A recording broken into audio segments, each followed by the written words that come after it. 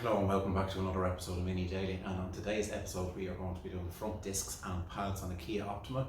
Now it's something slightly different to what I'm usually doing. It's usually Volkswagen stuff and this, that and the other, but I thought there's going to be one of you out there who want to know how to change them and save yourself an absolute fortune, so let's get stuck. Alright, so here we have a 2018, late 2018 Kia Optima. As I said, it's in for brakes. So first step is first, which you always do, no matter what car. Pull up the bonnet.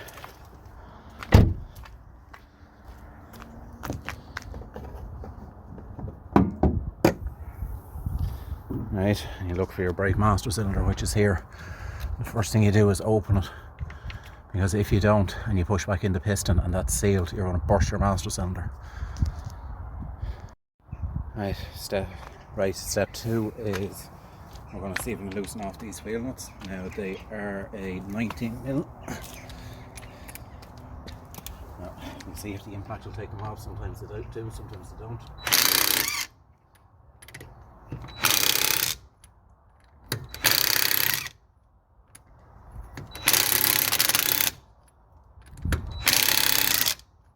Yeah.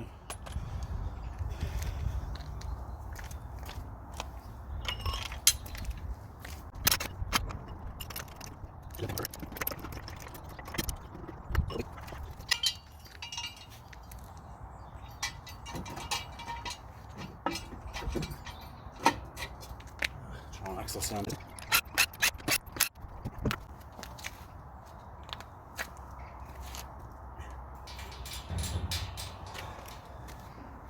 Right, I'll take you around the other side there so you can see.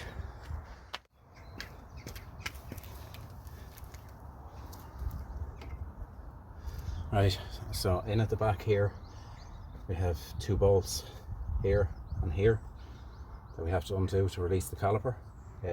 Now I noticed with a lot of say Asian kind of cars, the bolt size on this for some reason is 14mm. I think it's something to do with the number 13 being unlucky. So what you want to do is you just want to apply enough pressure. I find it easier if you hit it like that, because if you push down on it and it releases, you have a habit of banging your knuckles.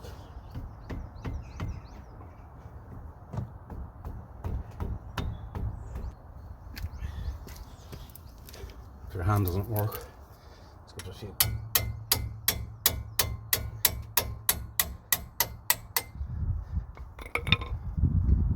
As I said, you're not cracking at them with the hammer.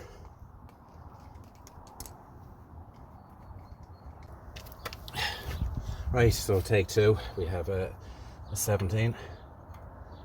So again, same strategy. Just give it a couple of.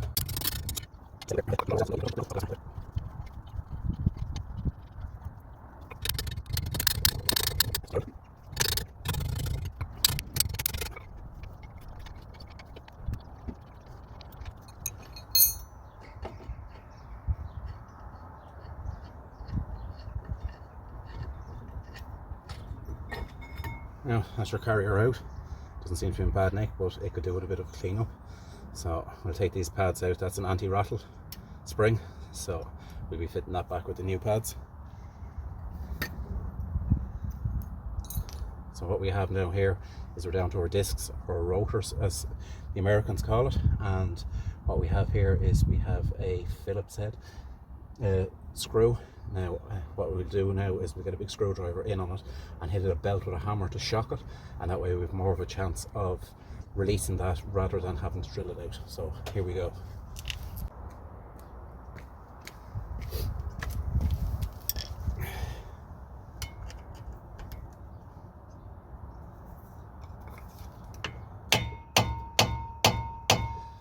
So hitting that with the hammer, what you're doing is you're shocking the threads inside.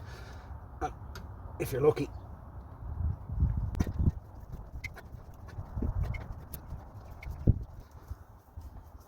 that was tight coming out. If you're lucky, you'll get the grub screw out in one go, and you can see if sometimes it won't. So what we do then is just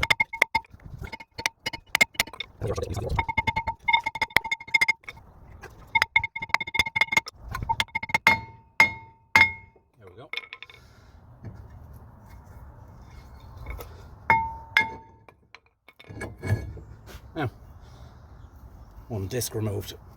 So what you want to do with this surface here is you want to clean it up. It looks like someone was in here before and actually snapped one of them.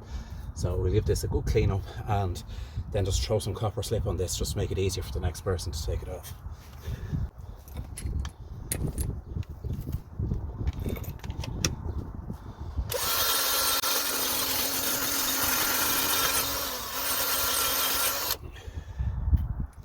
Right, the two reasons you clean up this surface is, one, you want the new disc to make flat, and two, you want to be able to put your copper slip onto it.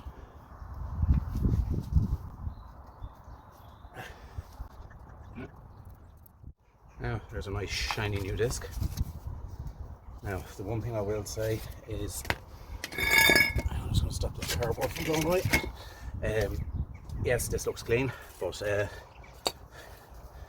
always give it a slap of brake cleaner just to make sure, because they put a residue on these in the factory just to stop them from rusting. So that off it, so you get that bit done.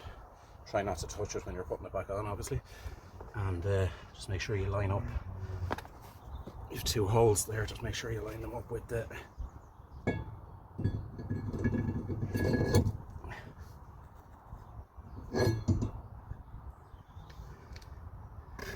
so try that round the other way.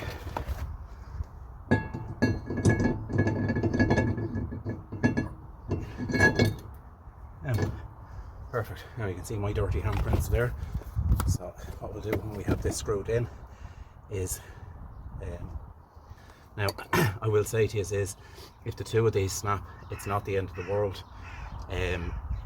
Your carrier and your discs and your wheel and everything, or your carrier and your caliper and your wheel and everything will hold this in anyway.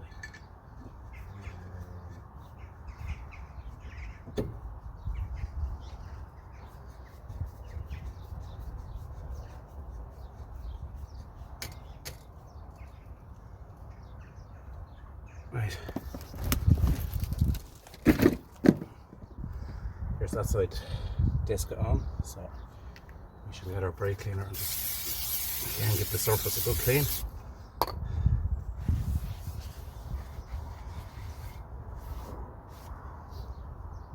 So now we're onto the carrier. As I said, you just take these out. They're, as I said, anti-rattle. There's one, there's two. Take the pads out. There's one.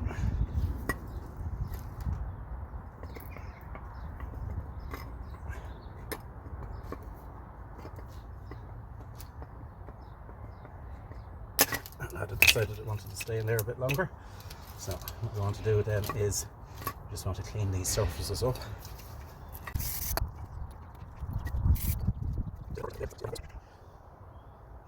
Now, so what we'll do is we'll put this lad back on, check the sliders first just to make sure. Now, they're functioning fine.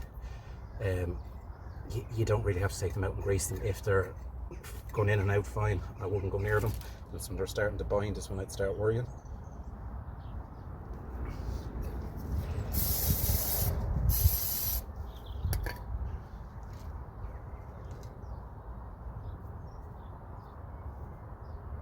So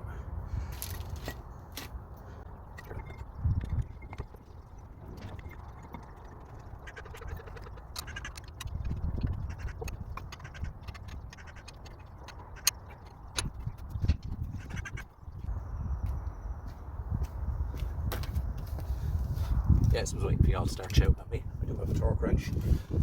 About 180 Newton meters.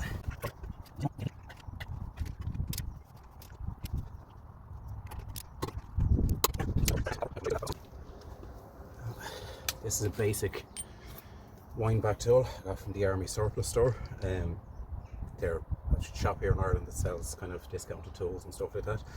This cost me £6. So what you want to do then is get your caliper down. So what you're going to have, just make sure I don't kink that pipe. What you're going to have here is you have your piston, which is here. There's a big hollow, So if I try and put this in, it's not going to push back properly, or it'll push back at an angle. So the easiest thing to do is set in an old pad and let the tool do its work against that.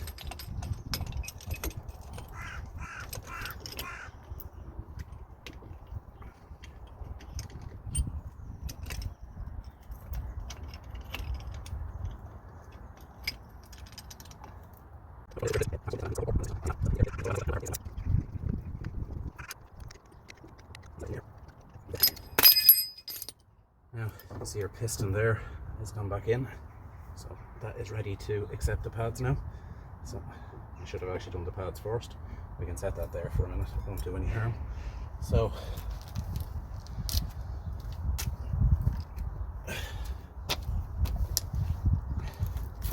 here's our pads.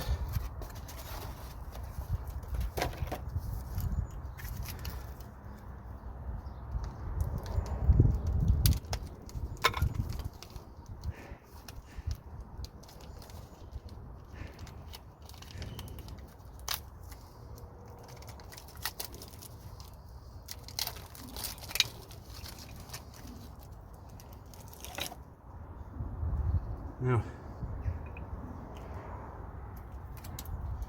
as you can see there, if you do get mixed up, you can see that which side is which, so that goes on the piston obviously. So and this side faces out. So what we want to do is you want to get a slap of copper grease, just on the end there. Make sure not to get the actual pad itself on the end there. Now, just a bit in the back side then. So, hitting the pads in is relatively simple.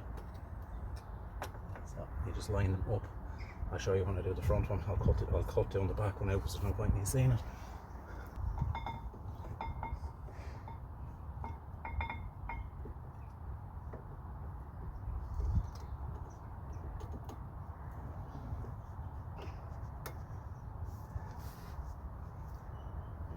Now, so the back one's in, so just a little dab there, copper grease, and then just where the caliper is going to rest against the pad. So what you want to do then is sort of set your pad in. Now there is a little lock thing on the top of this, so put it in top first, and then get your bottom in. It's the same here, there's a little spring there just to stop it rattling.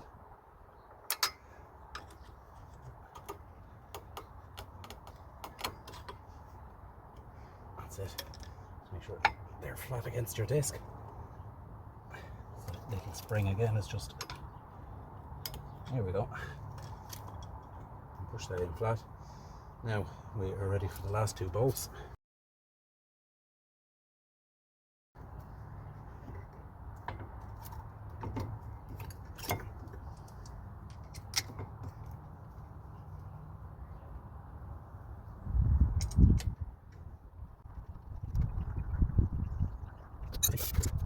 These up.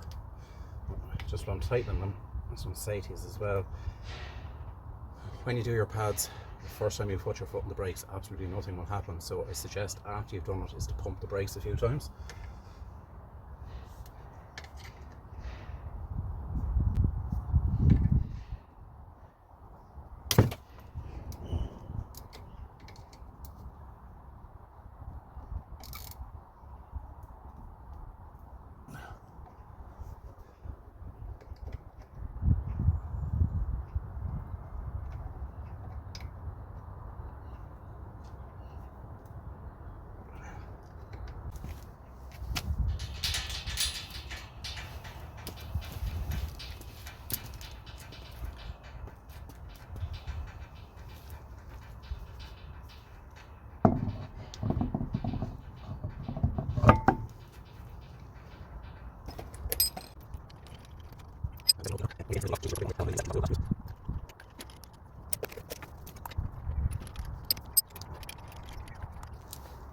Right, what you want to do now is you want to let the car back down.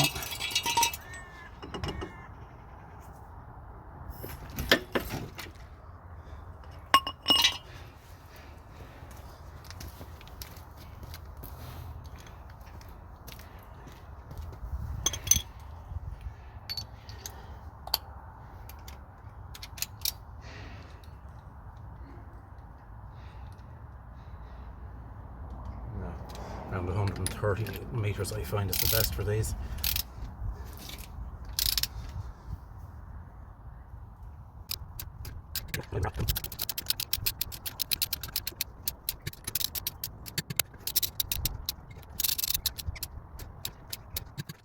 Right, passenger side is the exact same as doing the driver side. So you just basically reverse what we've done. You've seen how easy it is. You've seen how much money you can save yourselves. Have a go. Just take your time. Make sure you're methodical with the stuff and there'll be no problem. Now catch us in the next time where we are going to be back working on the Morris and we'll be back to some sort of normality between Christmas and New Year. You know, you have that grey area. So catch us in the next one. Please remember to like, comment, subscribe and share amongst your friends. See you later.